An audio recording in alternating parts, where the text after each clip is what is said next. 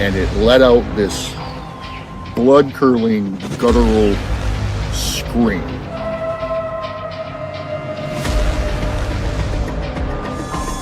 On the side of the road, he sees a deer carcass and something eating on it, which he thought was a bear. And as the lights hit it, it stood up. And, like, this gives me chills talking about it. He said it stood up and it had the face of a man.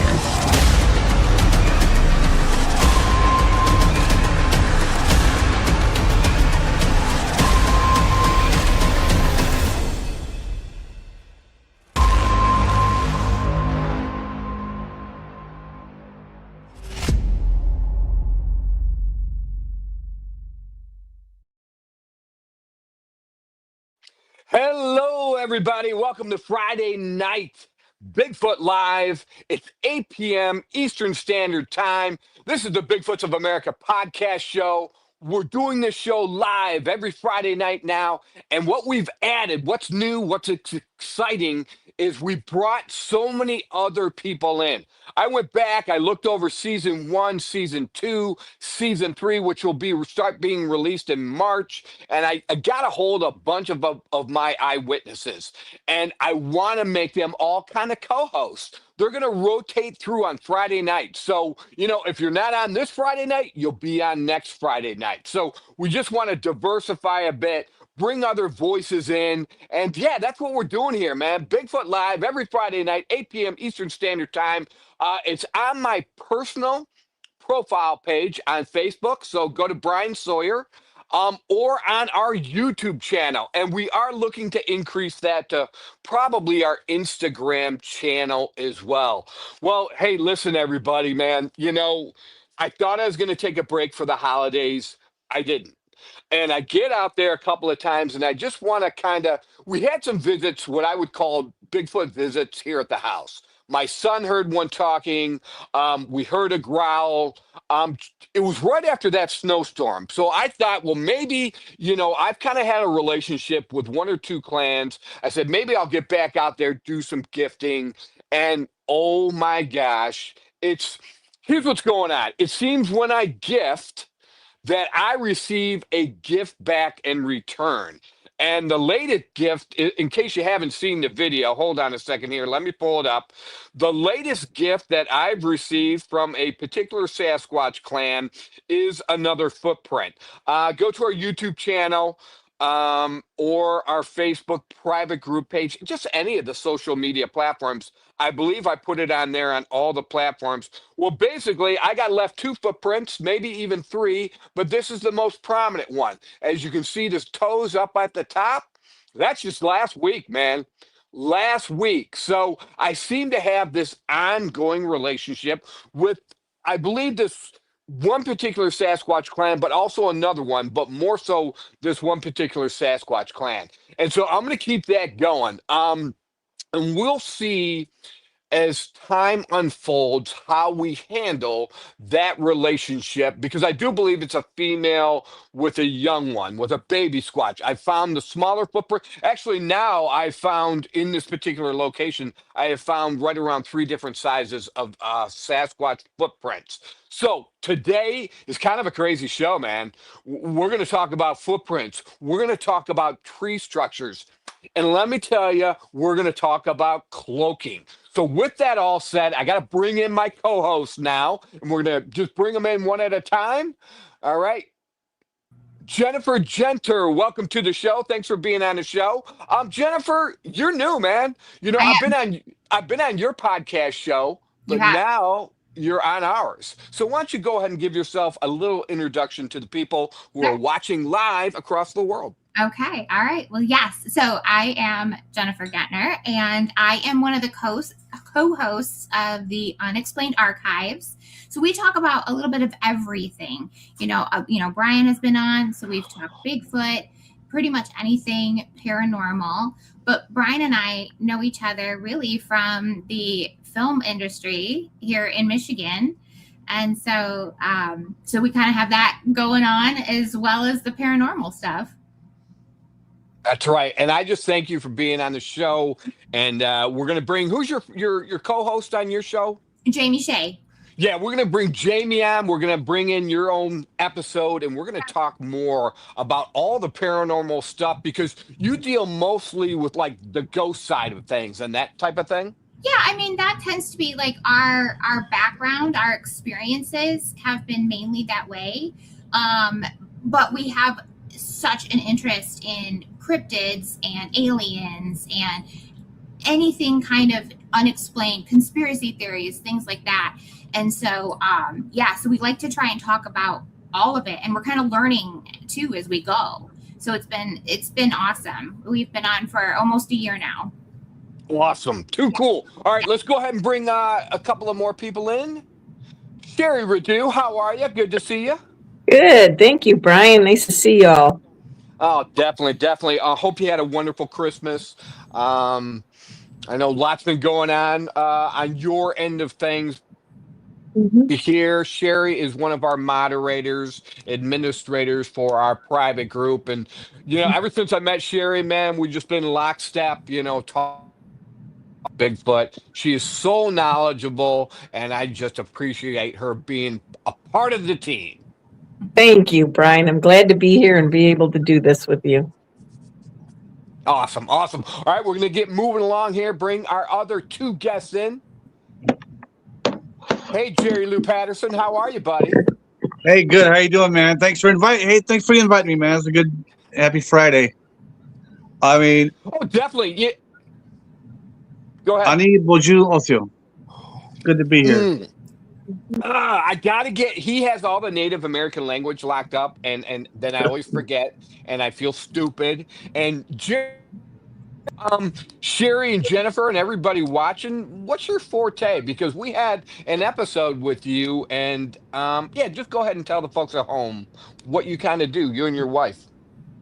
Well, we help people that are having issues. We work with the paranormal team, and they're inclined to do investigations and stuff. But what Gola and I do, we help people to deal with the activity that's going on. We don't use cameras, recorders, any of that stuff. Gola's a sensitive one. I do cleansing work, and we do what we can to help people because initially people they're traumatized with all the things that's going on, and we go in and help them and do our best to clear the space. We've done Awesome. probably at least 100 cases, Wow. and she's made my gig a lot easier because she's real sensitive. So Awesome. we try to do help as much as we can. I appreciate that. I was out the other day, if you heard me kind of leading up. You and Rick Taylor have helped me out with some of my Cherokee, OCO or CO. Hello, how are you? That's what I speak out to the Sasquatch. And then Gutta Uste, is that right? What's your name? Does that sound right? Or Gutta Uste? I don't know if you're familiar with that term. I am not. Okay. Well, Gutta Uste, yeah, okay, I got it. Rick Taylor had taught me that one. And so I also go out now, I say OCO and Gutta Uste, meaning what's your name? It's funny because Rick Taylor had an interaction with the Sasquatch where he said that, what's your name? And the Sasquatch replied to him in a very low voice, Glah, which means no, I'm not going to tell you my name. So, but you ain't got no power over me. Right. It's funny because I had an experience and when I was down interviewing Donna Copus down there in southeastern Ohio, and I got the sense that I had a revelation, I felt it was from God, that the initial reason why Sasquatch and Bigfoot stay so hidden is they really don't want any part of our human civilization. Number one, they want to be free, let alone throw in the government structure that we run with, the rules and the regulations, and then our sicknesses that we have brought. I mean, we've wiped out Native American tribes. Sherry and I, oh my goodness, Yeah. we have an incident of Sherry's neck of the woods, which is just terrible. And that has to do with her sighting. So a lot of deep stuff here, but I felt I had that revelation that was given to me. I don't mean to sound kooky, but it was just like, sometimes you think too much about things, and really sometimes the answer is very simple, that they just want to be free. They don't want to get wrapped up in our type of civilization. So, all right, guys, I'm going to go ahead and bring in Chad Skolton. Is he here? Okay, he's not in right now, but let's give a little background to Chad, and hopefully he'll chime back in. So Chad's having an internet issue right now. Chad is going to be one of our episodes of season 3. And Chad's encounters are very interesting because he has multiple sightings of Sasquatch cloaking, okay? And then also what's really cool about Chad's, let's say, property up there in the backwaters of the Thunder Bay River is that when Chad first moved in, his home, cabin-like structure, had been vacant for 10 years. And we are of the opinion that Sasquatch got used to moving back and forth on Chad's property to get access to the Thunder Bay backwaters, water. These creatures need water, and they need a lot of it. So they got used to that land being vacant. Well, Chad moved in, and he immediately started getting activity. Growls at night, knocks on the house, and now he has an interesting array of tree structures that have been one by one kind of being assembled around his property line. And I said, Chad, when he showed me all these, and this will be we're kind of teasing season 3 episode right now, it seems like they're making points around his property line to where they can observe his house and stay obstructed a little bit. Like they can stand behind these little woven tree structures and just kind of observe Chad when he's coming and going.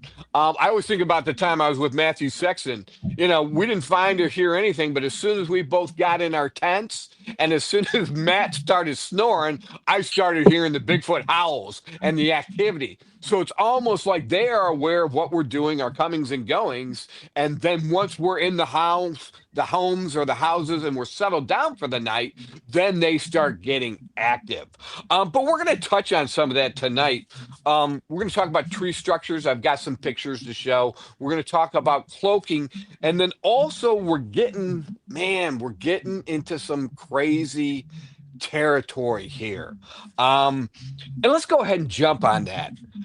It seems like I was telling these 3 before we got on and we were recording, and I talked about this last week a little bit. It almost seems like the Sasquatch know I'm coming. And so then I'll receive what I call a gift, whether it be a Y stick, some sort of, stick jammed in the ground next to my tent or on a path, or footprints is the big one. So just recently I went out and I was just going to a location where a Bigfoot eyewitness had been driving. It was a guy and a girl driving in their car in the Cass City area. They're driving down a road and they saw Sasquatch jump from one tree to another. Now, I'm pretty sure I located those trees, and they are big honking trees. They could pretty much, if a grizzly bear got up there, they could sustain it. So I could see where I figured the Bigfoot had kind of cruised across over the road where these eyewitnesses had seen it. So I pulled over, me and my girlfriend pulled over, and I'll tell you, it didn't take long. And Jerry, I don't know if you saw before in the green room, this footprint right here, you see the toes at the top, Jerry? Yeah. So this and 1 or 2 other partial footprints I found. And they were like, in the video, which I released, I stepped on the ground and really, I didn't make a dent. I would say the ground was all ice. And I would say these were about a ½ inch into the ground, but very, very well defined, the toes and everything. So I'm like, what's going on? I'm very spoiled. I'm very grateful. How do they know that I'm coming? And then how are they, I don't know, let's say, able to get ahead of me? Is it some sort of time travel? Sherry had brought up, are they telepathic? One of the things I want to read is something called time dilation. And after I read this, we'll go around the horn and we'll get your thoughts on all of this. So definition of time dilation, if I can get this right. Okay, so time dilation, and this is just an AI overview. So time dilation for dummies means that time itself slows down for things moving really fast or near strong gravity. Now, I had heard one time just about, like, say, angels, for instance, that so if I've got my hand here, angels are kind of like this. And if I keep moving my hand faster and faster and faster, sooner or later, you're not going to see it, right? So that was kind of a definition I was told by somebody that, hey, man, they just might move so fast that we can't see them. Now, for evidence, big shout out to Rick Taylor in his episode coming up. So I'm sure Rick doesn't have a problem with me showing this, but this is a picture of Rick. So Rick was telling me that he could be on his property, and every so often he would feel like something rushing by, like a puff of wind. Well, here is Rick up front, and I showed this last week. This is Rick up front, but there is an image rushing by him. This black image, and it kind of has a tuft of hair here, and it blows by him. So here is, whether you want to believe it or not, it's almost like evidence that Rick caught just blowing by him.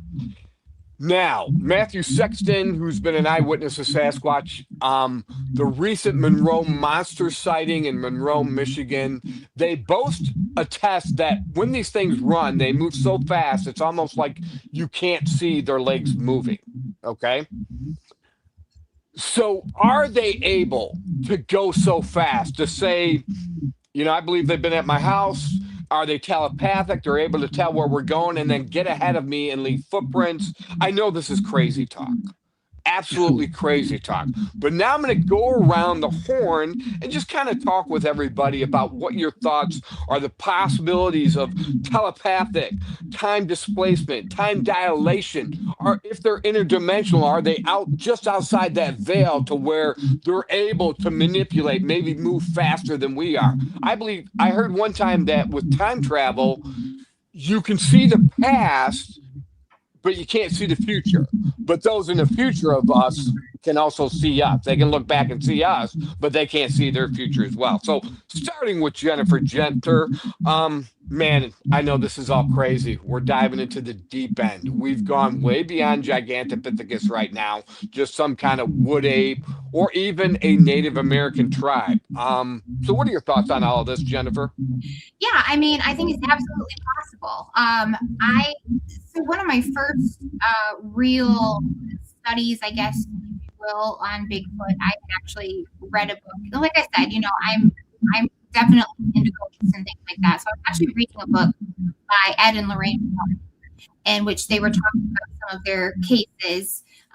You know, Ed and Lorraine are, you know, if you've seen any of the Conjuring films, you know, it's about these guys. And one of the stories in there that I found interesting was that Lorraine Warren, who is a bit of as a medium in a sense, she had connected once with what she believed to be Bigfoot. She was actually understanding. She had where they were at. She was actually hearing almost calls for help. And she realized it was a mother Bigfoot who was looking for her baby and couldn't find her baby. And that was the first time for me, I thought, oh my gosh, you know, these things they're telepathic. They can connect, you know, with us. So I think it's 100% possible. And for me, I was like, well, if Lorraine Warren says it's true, then it must be so, right? So if she had that experience, it must be so. So yeah, I ever since then, and actually, you know, hearing a lot of stories on your show, Bryan, people who have had these connections, you yourself have been able to hear it. And it's not like it's out loud. You're hearing it in here. So, you know, Sherry and I were also kind of talking a little bit about, you know, does Bigfoot imprint maybe with humans? Is this something while they are out there and they've made connections? Sherry's made connections, and Bryan, I know you have before.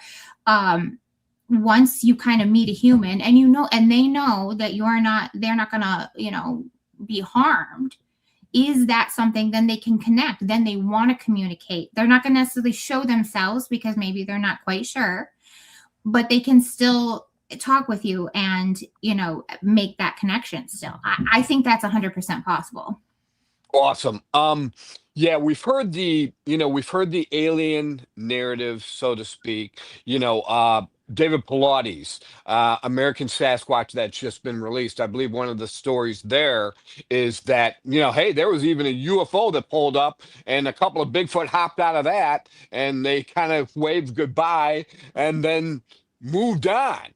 Val Savala had pointed out to me one time, he's heard a narrative that Bigfoot were the kind of the manual labor miners to find the minerals because they're so powerful they can dig into the ground to find the minerals that the aliens needed for their spaceships, for time travel, for space travel, all of that kind of stuff. So yeah, there's a lot of supportive evidence out there, and that's awesome that you've got. And what was her name? Lorraine. Yeah, Lorraine Warren. Yeah, Ed and Lorraine Warren. They were very, I would say, quite big in the 70s, 80s. They were involved in a lot of like paranormal investigations, and yeah, the Conjuring films. Amityville. That's them. They have done, all those cases. They were a part of them, but they've got several books out there. But one of the stories that was in there was about a connection with Bigfoot. And, before that, it hadn't occurred to me that could be something even possible. But ever since I read that, I'm hearing more and more stories of people who have had that experience, being able to actually hear plain as day communication, and they know it's Bigfoot. It breaks my heart. Think about going way back, everybody. Think about those who had some kind of paranormal encounters with Bigfoot. There are different types of Bigfoot, Dogman, all of this. If you go back even to the 1970s and prior to that, you're basically considered nuts if you said you saw a Bigfoot. And so now that all this stuff is coming to light and being exposed and more eyewitnesses are less fearful of stepping forward, there's so much information coming. My heart really goes out to all those people in the past who had these encounters, but yet couldn't talk about it, or if they did, they were laughed at, made fun of. So a big shout out to everyone who's held your peace all these years. And now there's platforms like this show where you can come on, talk, and be free to talk about your experiences. I think about Donna Copus's experiences. She's had so many multiple types of encounters that yet you can connect these into, they want to be called the watchers when it comes to Donna Copus. So there you could connect them to an extraterrestrial type of being, but yet then we've got so much lineage and connection to Native Americans that, hey, maybe these are just an ancient alien or human tribe, I should say, Native American tribe, but they have abilities that may have been lost in us as in the modern time. So, all right, we're going to go to Sherry Redu. Hey, Sherry, go ahead with your thoughts about, you had brought up about the telepathic.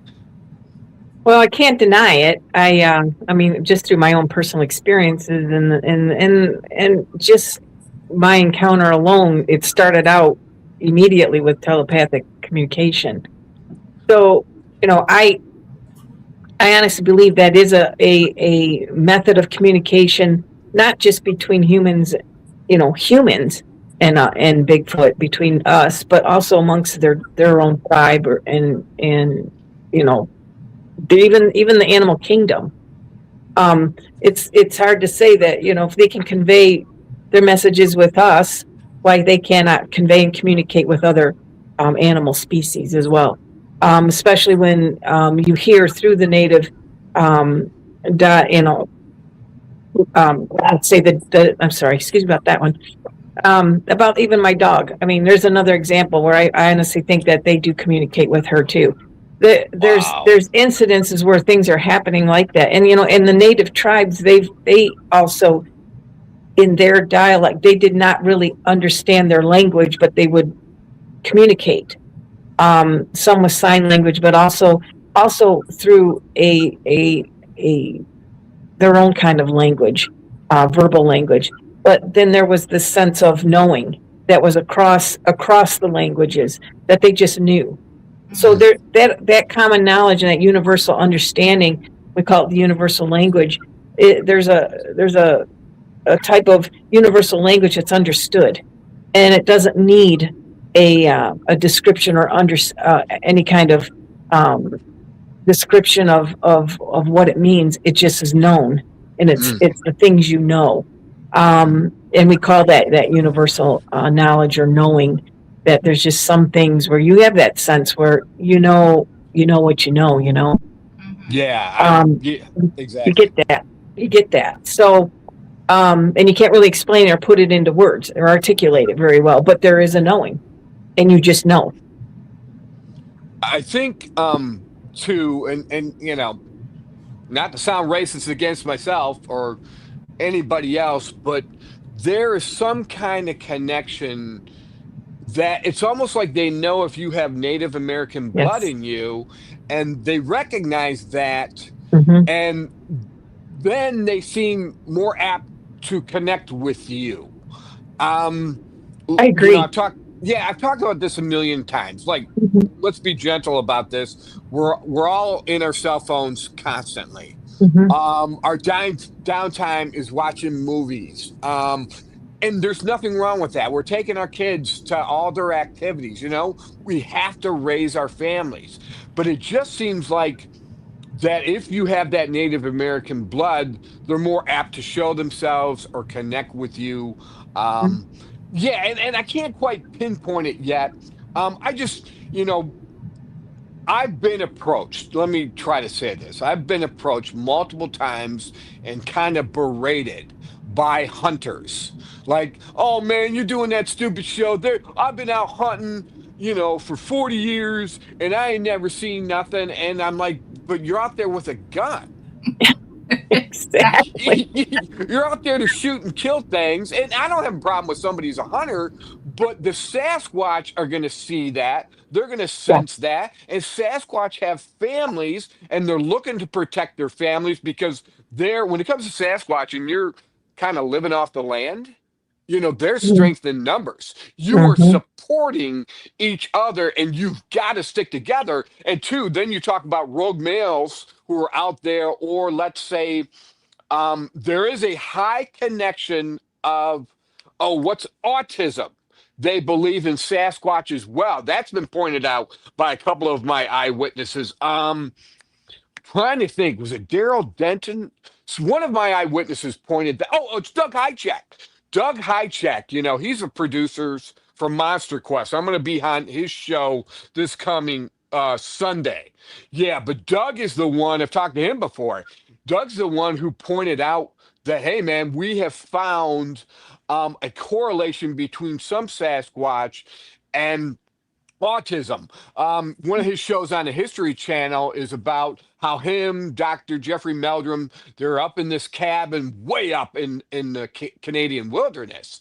And they were gone for a while, came back, and the place was destroyed. And so initially, when they walk into the scene, they think it's a bear coming in and tearing everything up. But then they noticed that they had because it was kind of just a hunters hang out and they'd go there, do some hunting, play some cards, all that kind of stuff. Well, they found that their multiple decks of cards were shredded into little bitty pieces. Like someone had sat there with one card at a time and deliberately kind of tore them up into these little squares. And that episode is still on the History Channel, I think, of Monster Quest. You can probably look that up. But that is a correlation to a type of autism where, Rain Man was very peculiar about numbers or very particular about certain things. And so they found a connection between that particular Sasquatch and maybe a possible connection to autism. All right, we're going to go ahead, bring my friend.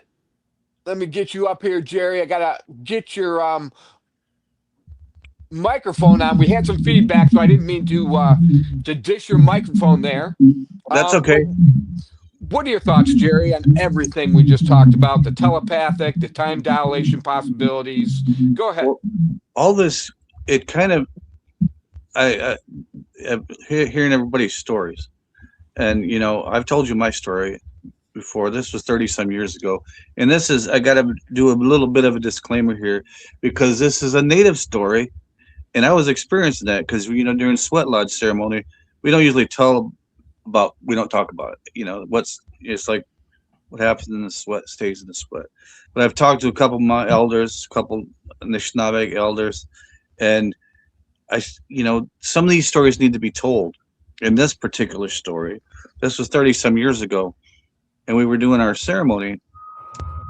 And you hear that? Got the facts? And our firekeeper was a young man, not young Anishinaabe man.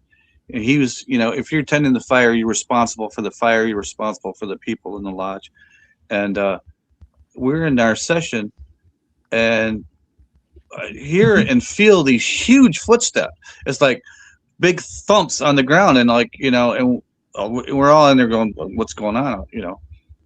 And this went on for a couple minutes, and we opened the door after the session, and the firekeeper, he's almost pale, and what's going on here? And he told us what happened. Along the path up to where our lodge is at, there was two of them came in, two Hochinine, hairy man, wild man. They come in, they had the glowing red eyes, and his first thought was he was scared, he wanted to run, but can't do that. He's responsible for the fires and responsible for us. He couldn't run, so they communicated with him telepathically just to let him know it's okay. And they just come in right in our space and just looked around, and then they just walked back into the woods. And it wasn't like we were way out in the forest. We were behind a cornfield in a small strip of land where we had ceremonies, like between Hazlitt and Perry, Michigan, out there in the country. So we're a little strip of land behind a cornfield, and they came in, checked us out, and they took off just like that.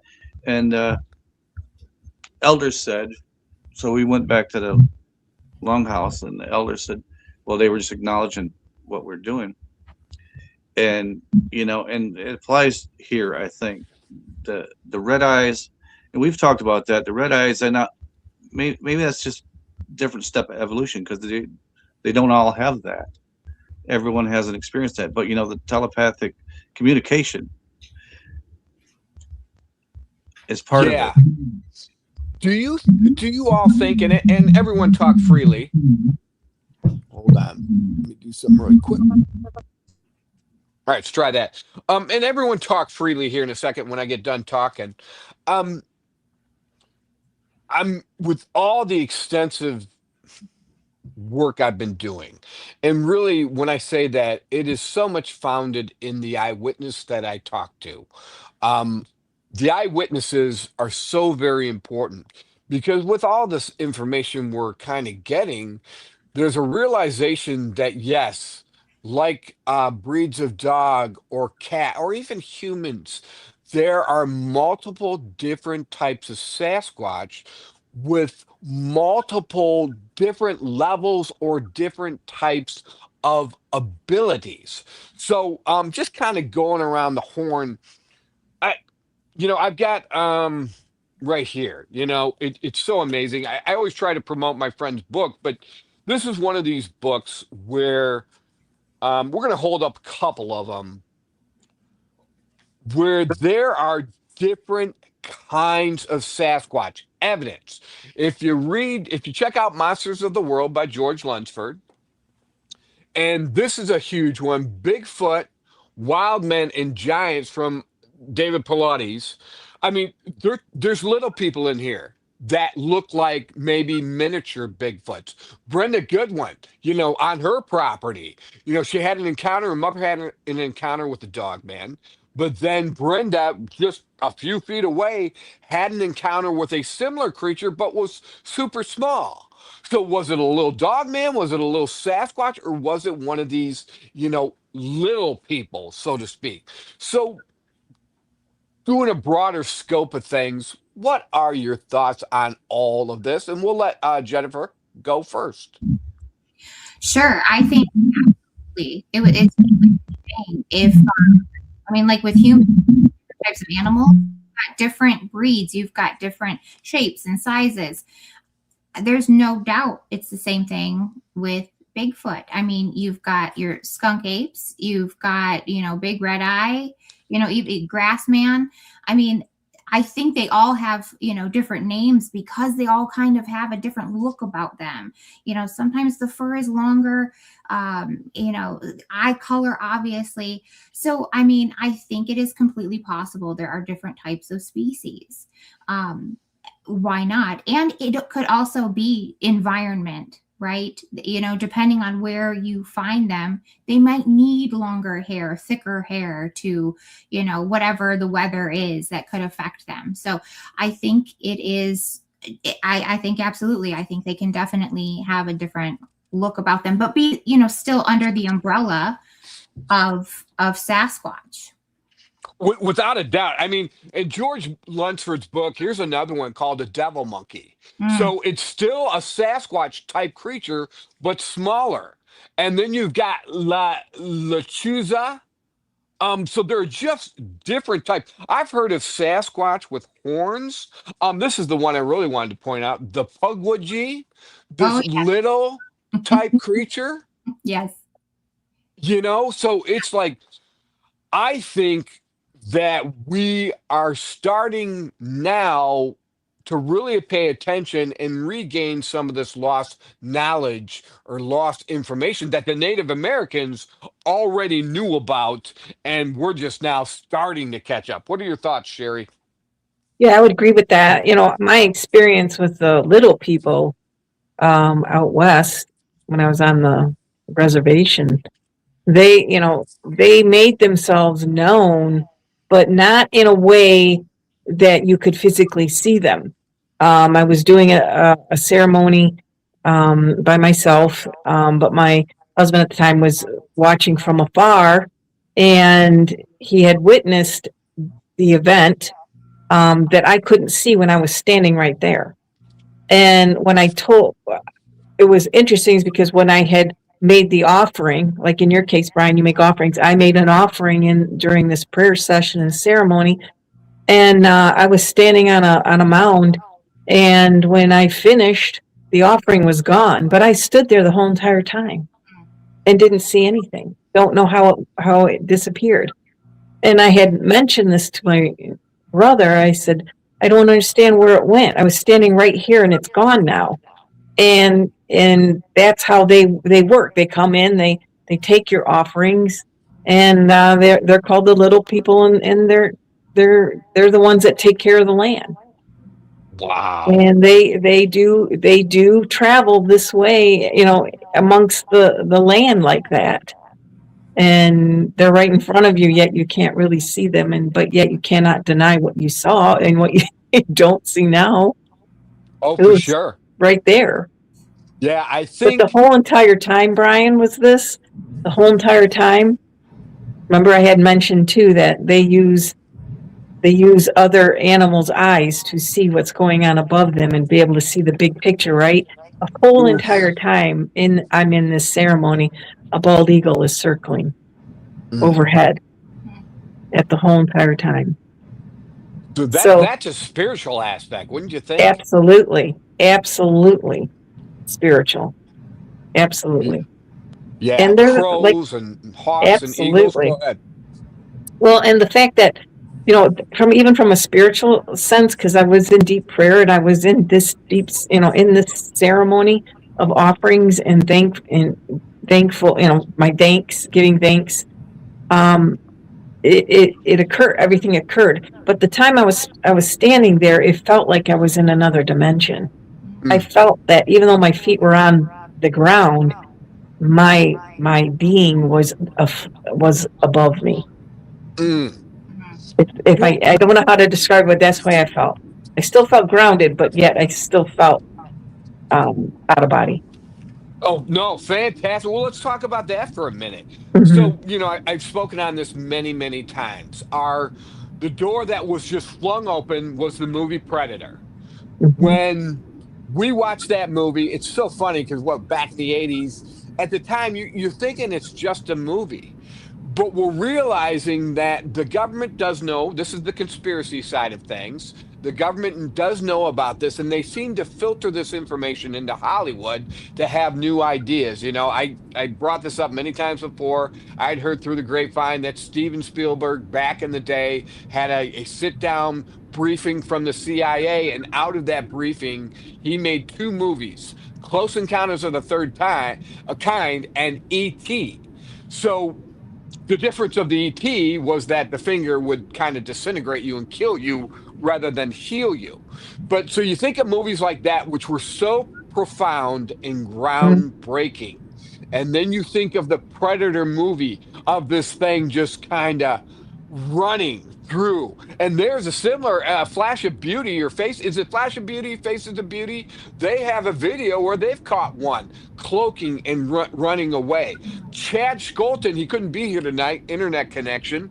But in his episode coming up in season 3, we talk about Chad's seen him 7, 8 times. He'll be sitting in his hunting blind and they'll go walking by and it'll be that predator cloaking effect. I've also heard of different types of cloaking and I can't remember the eyewitness. I thought it was Chad, but when they saw the Bigfoot cloaking, it was more of a jellyfish type, more of a creature like that. So it was a little bit thicker. So then that brings into mind, okay, do Sasquatch or these type of beings grow into their abilities? Whether they summon up portals. Matthew Sexton had pointed out, hey, he thinks it's the alpha who have the abilities to summon up portals wherever they want. That's part of the reason they're the alphas. So it's almost like they got to grow into these abilities. And going back to something you said, Sherry, let's talk about Joe Barger, the 2017 sighting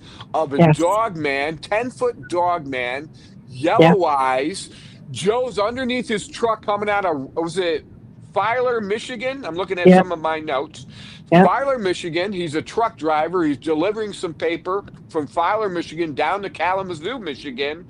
And he's got to pull over. He's got an air leak in his truck. Well, when he's underneath his truck, working on his truck, trying to fix the airlines, there's like this metallic sound, but also like a muffled sound. His hearing's kind of going in and out, right? Is that the story, Sherry? Do you want to talk about it more? Well, I don't really. You probably have more information than I do on it because I was just studying it, and I had found it and I shared it with you. So I didn't get in the depth of it right now. So I wouldn't want to comment in too much on it. Other than that was kind of how it started. And there's more to that story that I want to bring to you and share with you. That was an astounding. It was a creepy encounter. I got some bullet points here. 10 feet tall, yellow eyes. Mind spoke to him. I got you, and there's nothing. So this is a bad encounter. This is an evil one. It says to this Joe Barger, I got you, and there's nothing you can do about it. Fortunately, Joe had the gun right there and was able to get a couple of rounds into its eye. And killed it, and then was later, we've talked about this before, was later pulled aside into a way station and interrogated by some federal agents, and they told him basically, hey, you killed, one of our assets, man. In that encounter, when he had what was very, very, I would say very interesting to me was he was in his cab and it was running alongside the truck.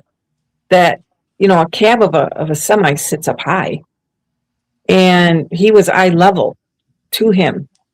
And when he shot the first round, he knew he hit it, and then he shot the second round and hit it in the eye, and it went down. So he was reluctant on going back, but he could see it was laying there. So he turned it wasn't a semi, it was like a large truck like that. It was like a short box truck, but he turned it around to go buy it again, and it was gone. And his fear was he didn't want to get out of the truck because he was fearful that it was out there still, wounded. And so he never saw it again, but yet he remembered seeing a vehicle in the distance of some sort, I believe is how it went. And he felt that that might have been something that was related to the beast, because he thought maybe they picked it up. Okay. And because it was an asset, right? Yeah. And then they later on caught him at the way station and basically warned him about it.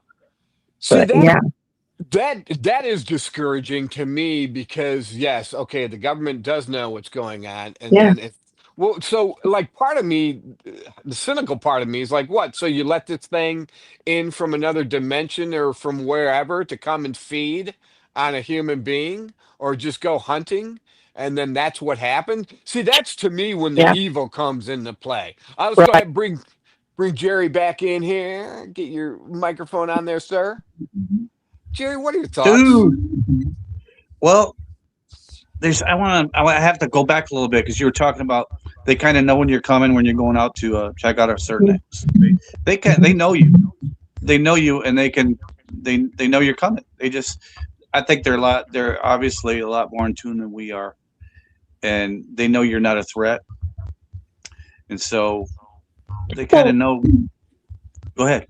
Jerry, I was just going to comment on what you just said, that they know you're coming. It's the same way a dog knows you're coming.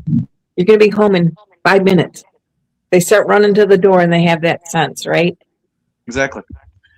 And they're on a different level of understanding than we are. And I really believe that you're not going to see them or have an interaction with a married woman unless they want you to. And it's just not, because if you're driving along a back road and he walks right in front of you, it's like, that's no accident, It's like, he knows you're there. They've been around for a while. They know what we're doing. It's like, it's a random thing. And you want to touch on us, if those of us who have any natives and native ancestry, and we're here on Turtle Island, it's like, maybe they do, that does resonate. Maybe they recognize that. But more than that, it's just a spiritual thing. It doesn't matter if you're Anishinaabe native or not. It's like they recognize you. They see your spirit. I mean, if they can communicate telepathically, they can see who you are. They can, kind of read you. The more we deal with paranormal things, the more sensitive we become, the more open we become, right? I agree. I agree with you, Jerry, on that, because from a Native American point of view, Mother Earth is everything to us. Yes. Mother Earth has everything to sustain life and to heal. Absolutely. And with that, there comes this, like I said, almost a universal understanding or knowledge about the rhythmic beat of Mother Earth. And when we talk about the energy of Earth, and that how we can tap into it and acquire that healing to occur naturally, and I believe that they have that ability. How come they live for 300 years? They've been around a lot longer than we have, because our relatives have talked about them. There's old stories about them forever.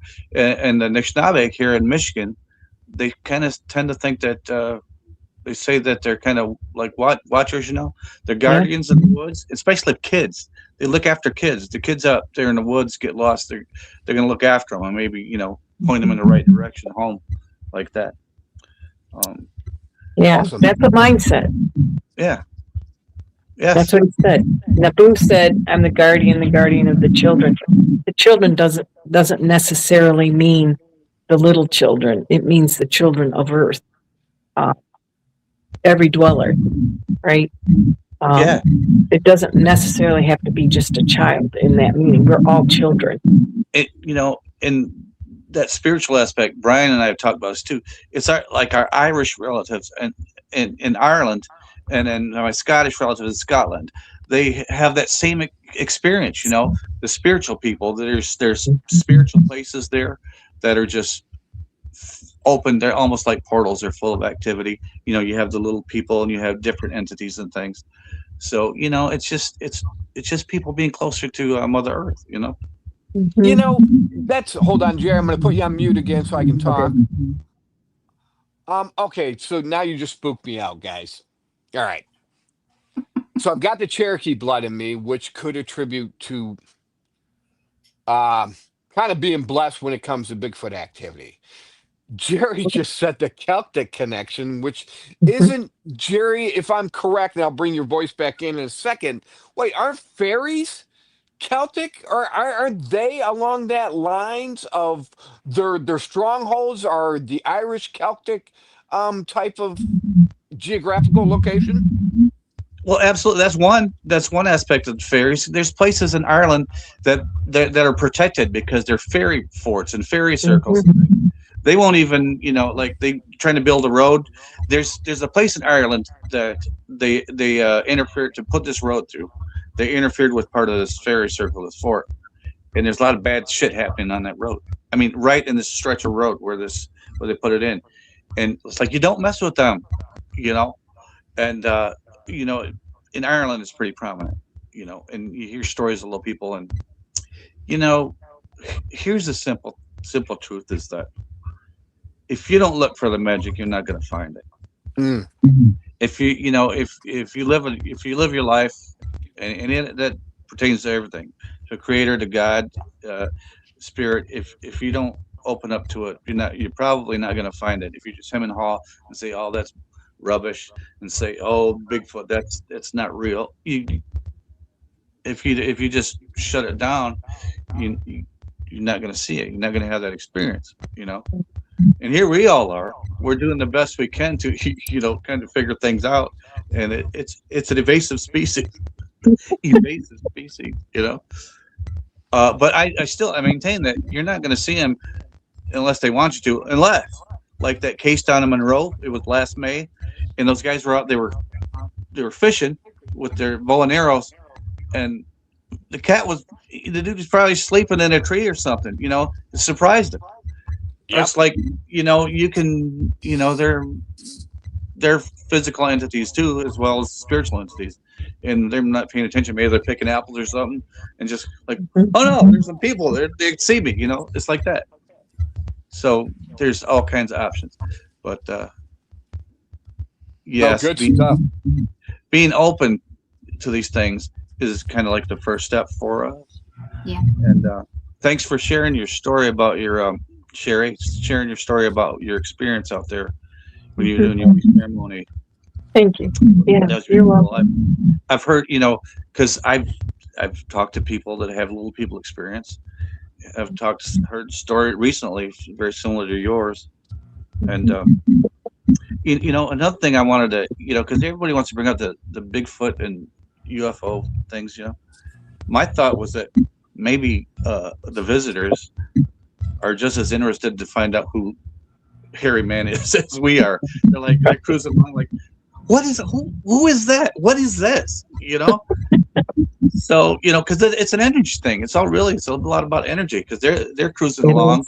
They're cruising. They pass the 7-Eleven there, and then they go past. And they say, "Wow, who's this?" Because Hairy Man's 8-10 feet tall, and he's got this aura, and he's got all this mojo going on.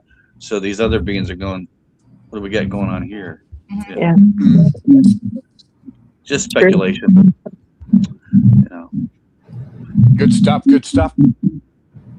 Hold on a second here.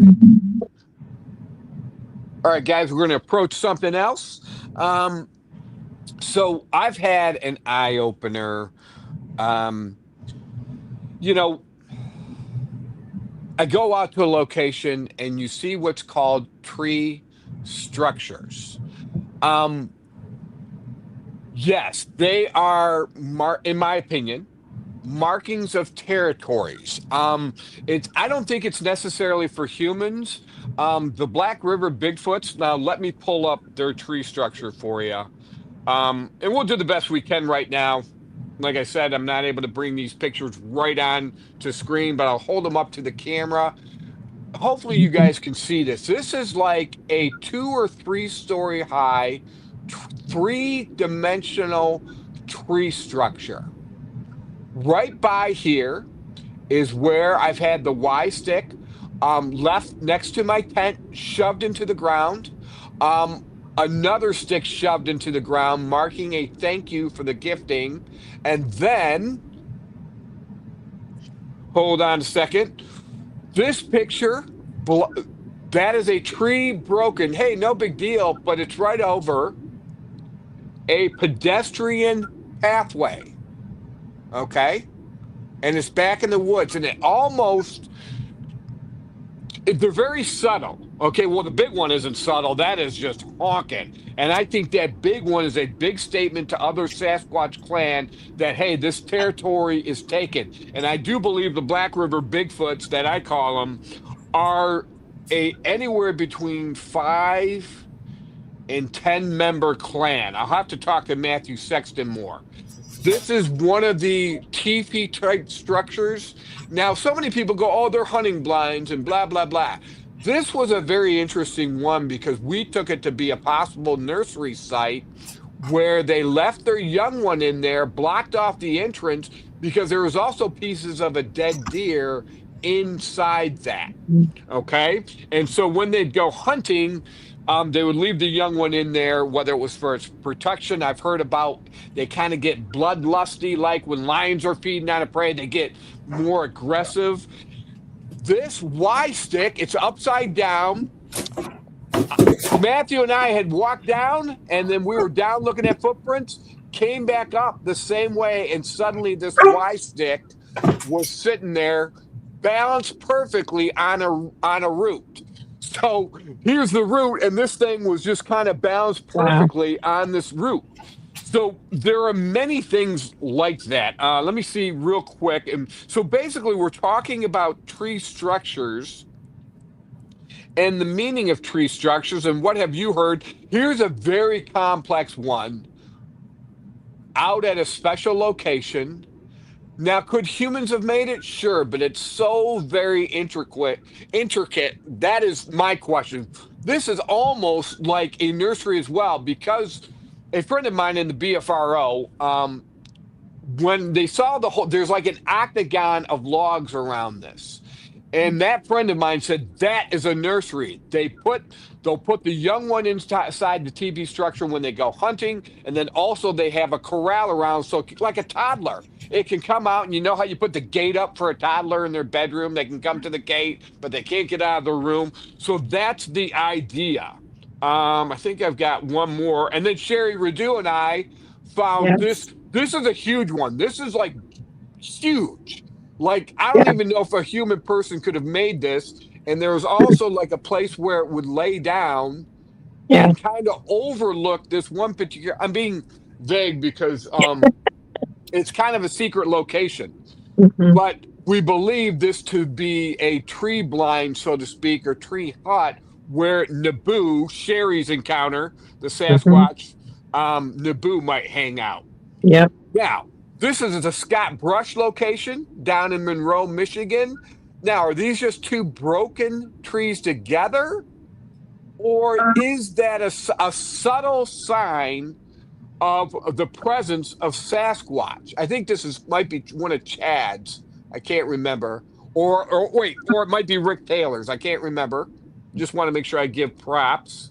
And then, of course, your tree breaks, and you've got all the X's and everything. I went out with Greg Smith, another Bigfoot eyewitness. He has seen Blondie, a rather large Sasquatch, albino Sasquatch. Now, when Greg took me around, he would stop and he goes, hey, you see anything? And then he would point out, and that was another, because, you know, I've got the Black River Bigfoots, which is 2-3 stories high. It's big, it's huge, these trees are broken over. So you're seeing these potential signs of Sasquatch, which are quite obvious. Greg really opened my eyes to, oh man, start looking for the more subtle things. So when a Sasquatch clan is passing through an area, they'll mark it so anyone who's behind will know the way, like turn left here, go right at the fork, stuff like that. So now let's go around the horn again. Jennifer, have you ever heard of anything like tree structures? Are these the things that we as city folk, we go walking in the wood up to the pond, that we might walk on by? What are your thoughts? Yeah, 100%. I think there's many times where, we would blow it off as just, maybe after a storm, or, the kids go back there and they're building, forts and things like that in the forest or whatever. But the teepee style is a very common thing, I think, amongst Bigfoot. That seems to be the style that they would use, and makes complete sense that they're using it for their young, right? I mean, it's a great way for protection. They can be in there and still see all the way around. Yeah, that seems to be a very common structure for them. As far as like broken trees, it makes complete sense to me that they almost have to create different structures, right? For the other clans to understand, whose territory is who, or maybe they've come too far. They want them to know, this is the point where you turn around. This is our space, go back. And even I think some of those, like when you were showing the ones where there's a path and you've got multiple broken trees over, that's almost for, to tell the humans, you can't cross here, but it might be something that we would ignore if we're in there, like, let's move it or whatever. But I think these are subtle ways of them saying, hey, this is our territory. This is how we keep ourselves safe. And yeah, I mean, this is my thoughts on that for sure. Yeah, I think as we learn more, it's the things we miss as city folks, so to speak. It's the subtle things. I had interviewed a guy by the name, he likes to go by Mountain Man, and he had pointed out, hey, even the tree knocks might even be, from their vocal cords. Matthew Sexton also pointed that out. We might hear a tree knock or some kind of cackle or a click and a pop. He says he's heard them talk to each other with click, pop, like I can't even imitate it. Right. Where they are doing things we wouldn't even pick up on if we're just taking a walk with our dog through the woods. Absolutely. They're all around us. And then that's another thing that has blown my mind, and I say this all the time, but it's the truth. It's not the fact that they exist that shocks me. It's that there are so many more of these creatures than we ever imagined. And then the stories of these creatures living anywhere between, I'm not kidding you, I've heard anywhere between 50 and 700 years of age, where one particular Sasquatch was connected. Donna Copus is a prime example. As far as she knew, that Sasquatch of hers was connected to her great-grandfather, then her grandfather, and then her dad, and then her, So it's like, well, right there, you're talking 3-4 generations. So how old do these things live? All right, Sherry, you up next. I've been with you, Sherry. We were, because it was funny. So a little backdrop, Sherry has had, we have not talked completely about Sherry's encounter. She is, man, I got all this stuff written down somewhere here. Sherry Radu, you are episode 1 of season 2, and Sherry started out with your typical quick encounter. Well, see, to me, it's not typical. So your Sasquatch tracked you down. Yes. Who knows how long it's been watching you when you go out there. So just give a quick overview, and then up to the point of finding, we were standing there at that location, then all of a sudden I felt compelled to look over, and you could barely see that huge tree structure, and we walked up on it, and our jaws were dropping. But go ahead. Yes, I mean, at that moment, when being in the area that we were, and in a sacred area, it was surprising to me, because when you saw that, Bryan, you were looking past me and I didn't know what you saw, even though we were hearing knocks and even, things in the woods. Yep. I thought Naboo was there. And you turned around, you said, no, come and see. And I turned around and there was that structure and it was huge. And not only was it there, when we walked upon it, you could actually see a bordered, I would call it a corral type, lower laid down logs around it. But what was interesting about that structure was that when we walked upon it and really walked up to it and studied it, that there were leaves pushed in there where you could see he bedded down in there, and that it smelled. It had an aroma that was very pungent. And what else would have made what else would have made that, other than what we were experiencing at the time? Go ahead. What I was going to. The story, the lineage of Naboo. Yes. Do we have a general amount of years? Like how Yes. old? Have we Yes. talked about this before? How old is Yes. Naboo? Based on the history of what was found there, and we're being very vague here because we haven't released this yet. What was found there, and based on the history of the people there, it would have placed him at about 200 years old at the time. Oh my goodness! Right, because those were his people. So it's a little over 200, a little over 200 years old at that time. So yeah, we're talking older. All right, for everybody at home listening, and Jennifer, you don't know anything about this. I don't know if you do or not. So let's really skim over it really quickly. Sherry Redue's a rock hunter. She goes up there on the northern shore of Lake Michigan, does some rock hunting. Hindsight being 2020, we feel that this was not the first time Naboo was there and watching her, but this was the first time that Naboo, that's the name of her Sasquatch, he told her, decided to interact with Sherry. Now, we have a physical footprint confirmed. It was really funny because there was a moment where Sherry said, well, this happened and it happened there. And then, okay, this is a tree that is shook. And okay, well, if that's the tree is shook, then there should be some footprints around there. It's real soft. We go over there, we find the footprint. Well, in this whole encounter that Sherry had, there was some mind speak that happened. And Naboo revealed basically from what he said how old he was by having a connection to a Native American tribe that had lived a couple hundred years prior. And even what he said, there was a connection there, a tragedy, just an immense tragedy. And so we now, even recently, we've come to the realization that Naboo wanted to share his story. And he probably had been watching Sherry, and he chose this particular time to get Sherry's attention.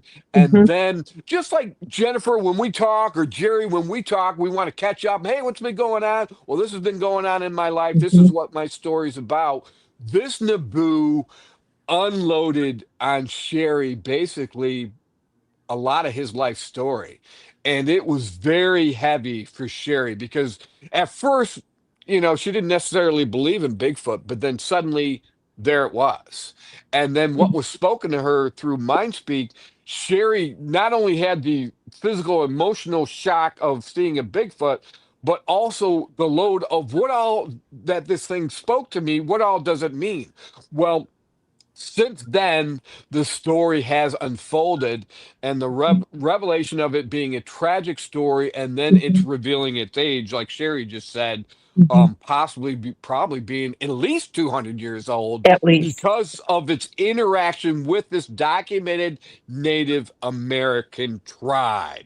So, anything else you want to say, Sherry? That was a heavy load, but anything else you want to say, and then we're going to move on to Jerry.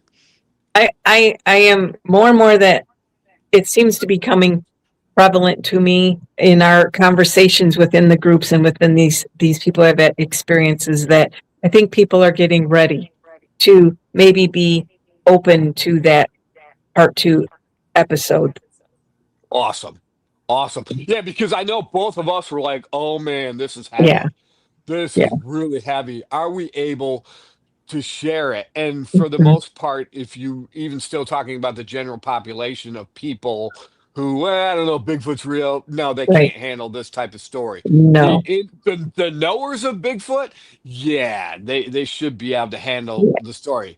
All right, let me bring Jerry's mic back in because, man, what I love about Jerry is his depth of knowledge. What are your thoughts about everything we just said and like the possible age of Sasquatches? Well, we had talked about this before. It's, maybe they evolve like we do. We get a little bit more knowledgeable and better at being ourselves as we get older. And they have time to do this. And we talked about, well, some have red eyes, maybe some can communicate telepathically. Maybe it's just the age thing. As they get older, they become more complete, right? And that's my thought. Because honestly, guys, I don't have much field experience at all. Like I said, my main experience was during ceremony in a little strip of land behind a cornfield. But we're all pulling on the same rope here.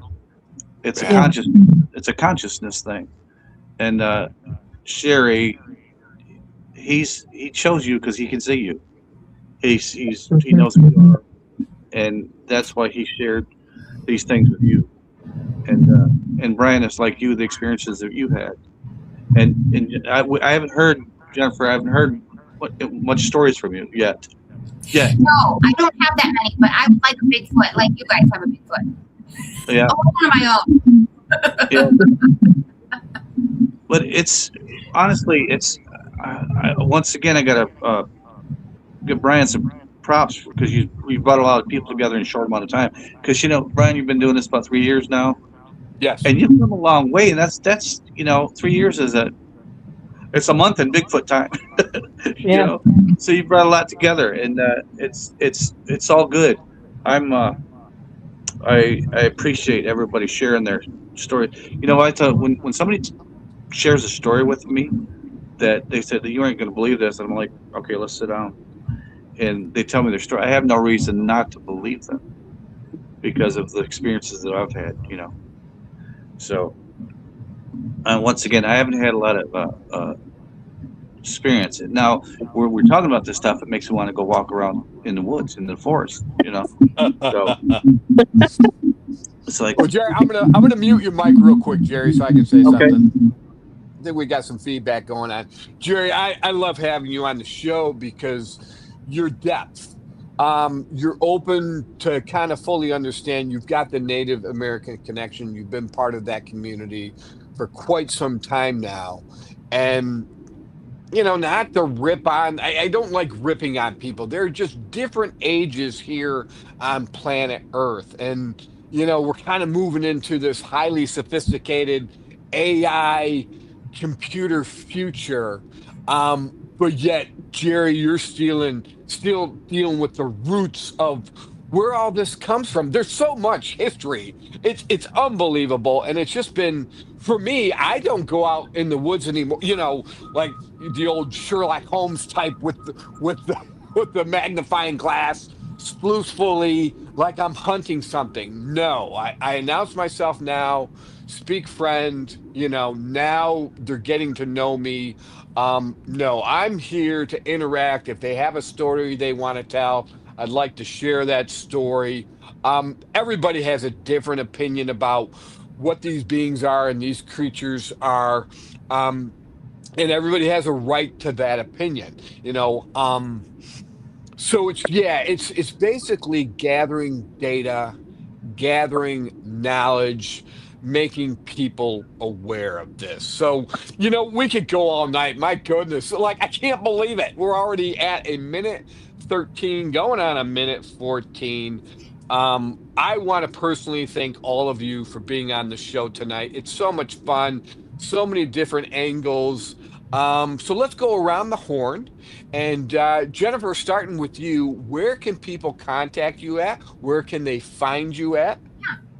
Yeah, actually, probably through the show is going to be the easiest. The Unexplained Archives our email is unexplainedarchives2025@gmail.com. We are on Facebook, Instagram. Now we're on the TikTok because I finally figured out how to use that. Right? And yeah, absolutely. They can, and then just me. I'm on all the social media as well. So yeah, absolutely. Fantastic. All right, Sherry, go ahead. Where can people contact you if they want to talk to you more? Boy, your amazing encounter and story. Thank you. Anybody can contact me through the Bigfoots of Michigan private group. I am a moderator there, like Bryan mentioned, so you can definitely contact me through there. Otherwise, you can contact me through my personal Facebook page, which is Sherry, Cheri, Radu, Radu. And certainly you can message me. Either way, any way you want to contact me is perfectly fine. Fantastic. All right, Jerry, go ahead. And where can people contact you if they want to get a hold of you? The easiest way you can find me on Facebook is Jerrylew, JERRYLEW Patterson, PATTERSON. Send me a message if you have a question, you need some help, whatever you need, And I want to say, Jennifer, Sherry, it's great to meet you guys. You too. Likewise. And Bryan, thanks for inviting me. I appreciate it. Mm-hmm. Oh, without a doubt, anytime, Jerry, and I'm coming to see you play. Oh, right on. We'll get that done. Jerry's in a band and just professional level, and yeah, want to come just kind of hang out and have a nice, relaxed night with them. Nice. Right, and sometime we should just get together and sit down and have some tacos and just talk about stuff. Let's do it, brother. Let's do it. And I will drive. I've been known to drive a distance for some good tacos. So. We'll meet halfway. Sounds good. Yeah, perfect. All right, everybody. I'm going to put you in the green room, wrap things up. I'll be there in a minute. Stay there.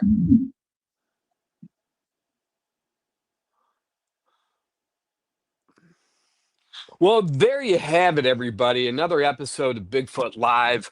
Kind of wanted to dig deeper into stuff. We've talked about all this stuff before, but now I feel like 2026 for the Bigfoots of America podcast show, Bigfoots of Michigan is just kind of doing our homework. Just not, hey, there was a Bigfoot sighting crossed in front of the road. No, we've got a lot of that, and we'll continue to get that. But why? The who, what, where, when, and why. As an actor, all of that. There's a story to tell. We're interested in movie making. Jennifer knows she's a screenplay writer, script writer. There is always a beginning, a middle, and an end. There is a story. So in 2026, we want to present more of what is the story of Bigfoot? What is the story of Sasquatch? Why was I mind spoken to that? Very polite. Hey, we don't really like being referred to as Bigfoot. We want to be referred to as forest people. So these are some of the ideas we want to bring together and talk about with a multitude of people and different points of views and all that kind of stuff. And hey, tonight, of course, as always, was sponsored by our TV series called Bigfoots of Michigan. Why don't you check us out on YouTube, like and subscribe. Everything we try to do here is free. People have enough bills. I've got enough bills. We just want to keep this because it is entertainment. We want it to be a joyful type of entertainment and free. So if you can help us out, you can do that by going to our YouTube channel, Bigfoots of America Michigan.